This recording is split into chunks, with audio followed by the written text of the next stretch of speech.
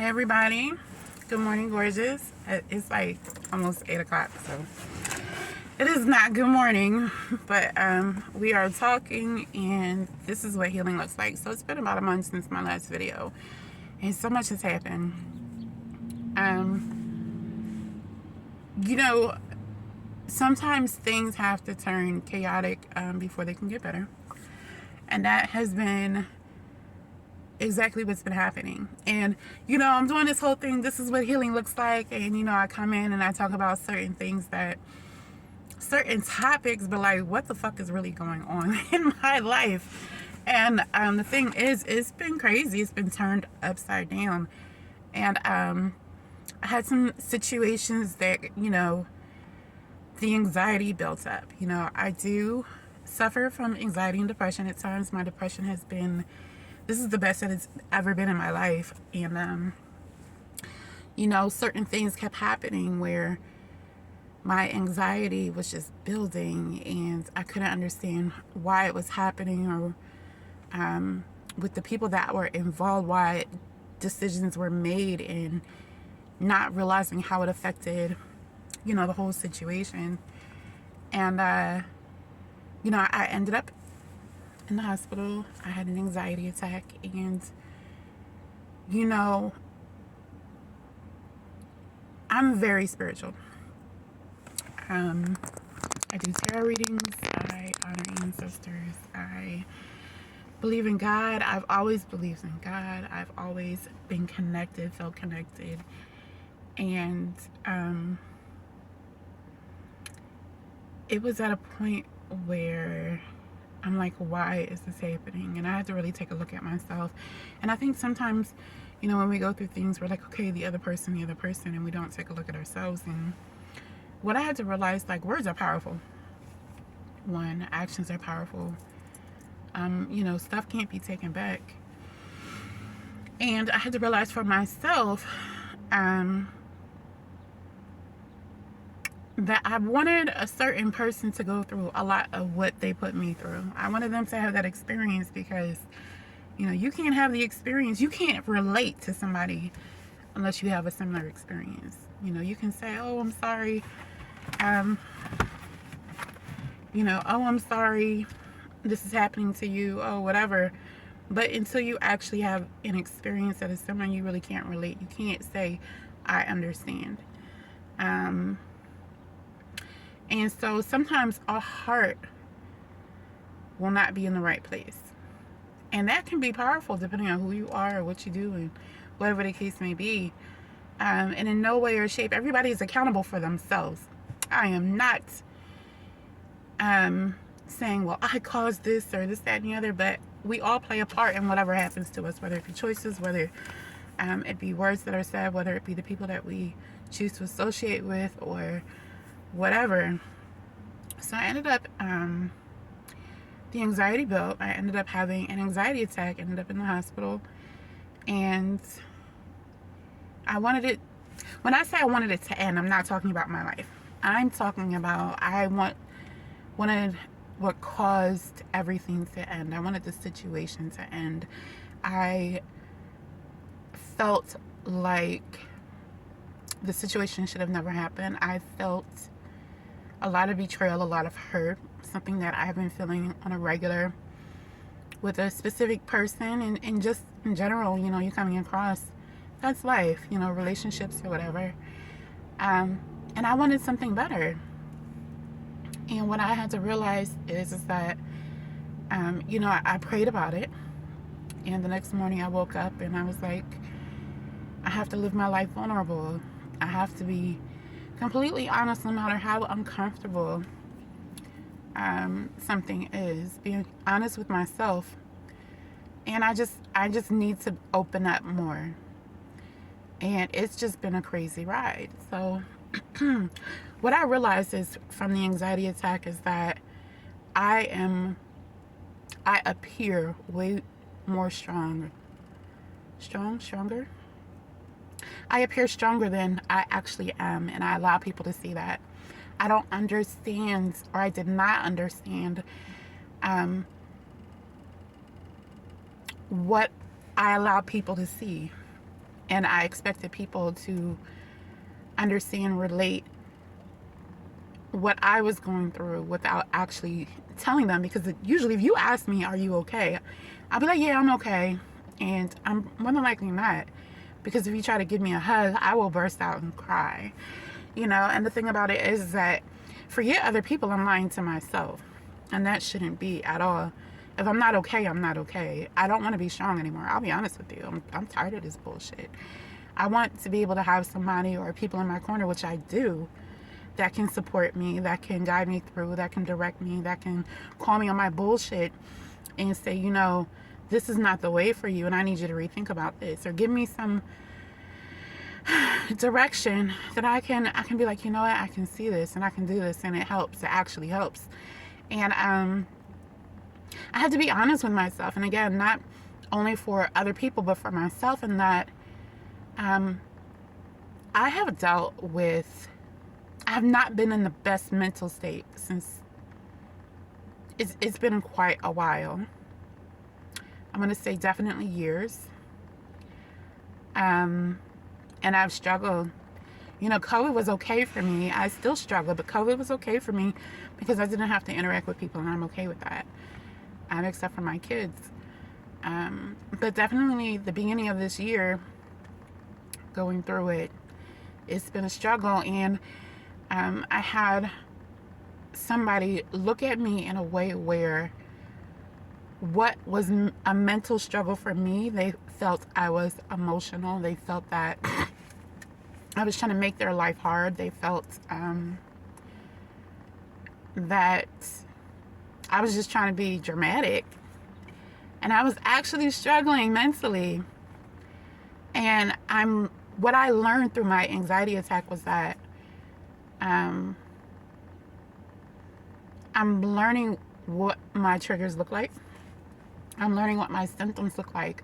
I'm learning what an actual episode looks like, because I'm completely functional. I had postpartum depression with both of my kids. And my second one, I was going to work. I was breastfeeding on my lunch. I was pumping. I was doing my job. And I was in a one-on-one meeting with somebody. I was like, yeah, I have postpartum. And she was like, you don't seem like you have postpartum. I'm like, what does postpartum look like? And she couldn't answer. But I am completely functional. I know how to go in, do my job, mind my business. I don't want to associate with you. And at some point, just find a little time to myself so I can keep moving. And I'm getting emotional now. That's not a good thing that I know how to do that. It's not a good thing that I have had to learn how to do that. And, the first step is definitely being honest with yourself. So I have to be honest with myself and with another person, or a few people. Like I am not okay. I've been struggling these last few months, and I know I seem strong, but I'm not, and I can't do this anymore. And the next step was, honestly, when things came up to talk about, different conversations, things to,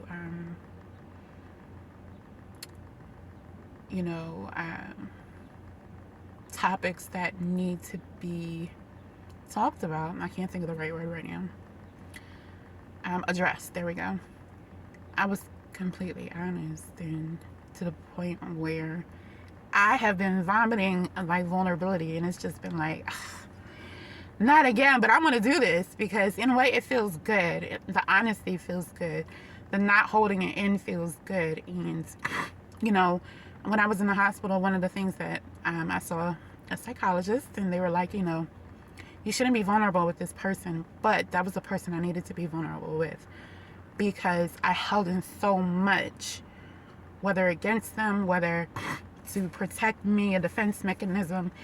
And honestly, with me being able to be, or choosing, because I wasn't able, I didn't want to, but choosing to be vulnerable and to open up, it seems like things are getting a lot better, in a way where, we're addressing things. Honestly, we're actually communicating. And I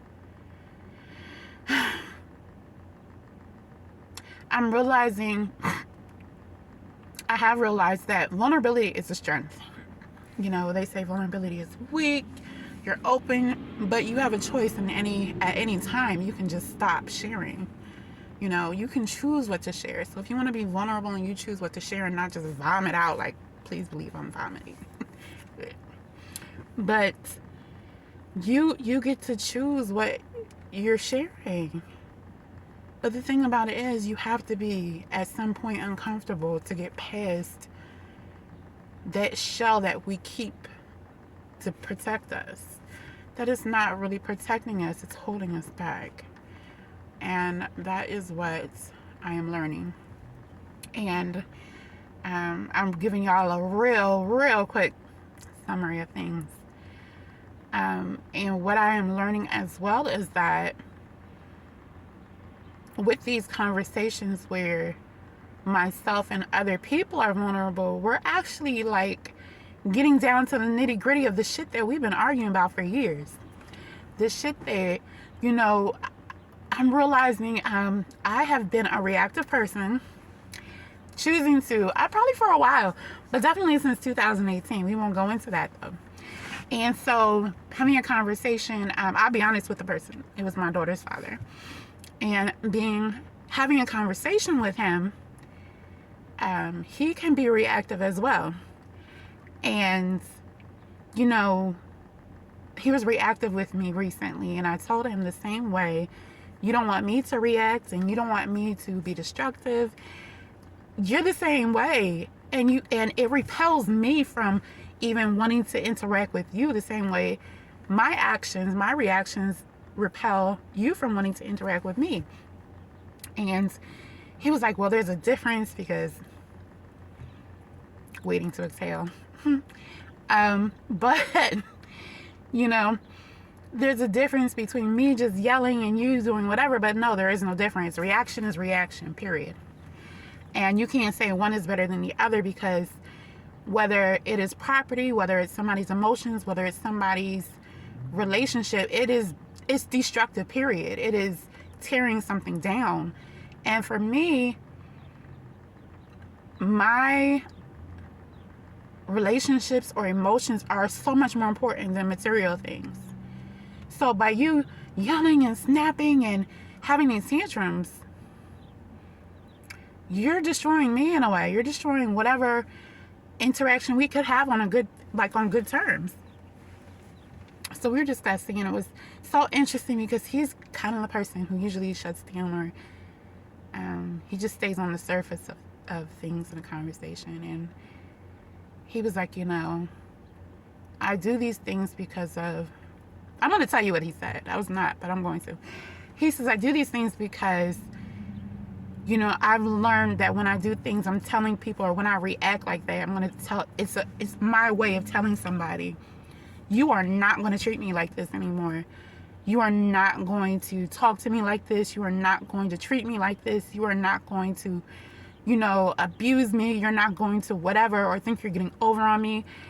And I said, that is so interesting, because the reason I have been, which started in 2018, reactive towards you is for the very same reason. Can y'all imagine it? That it's literally been the same thing this whole time. And the thing about me though is, I try to talk to you and I try to tell you, like, look, you almost there. Like, I'm not about to be nice, you know. I'm trying to tell you, you're hurting my feelings. I'm trying to tell you, like, this is not working. Like, we can do this differently. We don't have to go down this route. I want to talk to you. But if it goes in one ear and out the other, and all you can see is red, and all you can see is whatever you want to see about me, you know, everybody makes their own decisions, their own choices. You know, we decide, are we going to look at the facts, or are we going to make up a story? And so whatever his story was, it was, you know, whatever. But I know for a fact, my being reactive and my reactive behavior was based off the fact that you are not going to treat me like this anymore. And I've been trying to talk to you, and the only way to get your attention is to be reactive. And to do destructive things, unfortunately. And it's not that I have not held myself accountable. I may not have apologized yet. You know, that's coming. But, we're not going to talk about the apology on the other end. You know, I think I've had a few recently, but you know, it's a long time waiting. But, or even acknowledgement for that matter, you know, but for me to keep moving. And what I'm also realizing is that, this is going to be a long video, y'all. What I'm also realizing is that any changes that I make, I'm doing for me. I don't care if I'm dating somebody. I don't care about any type of relationship. Any changes I make are for me.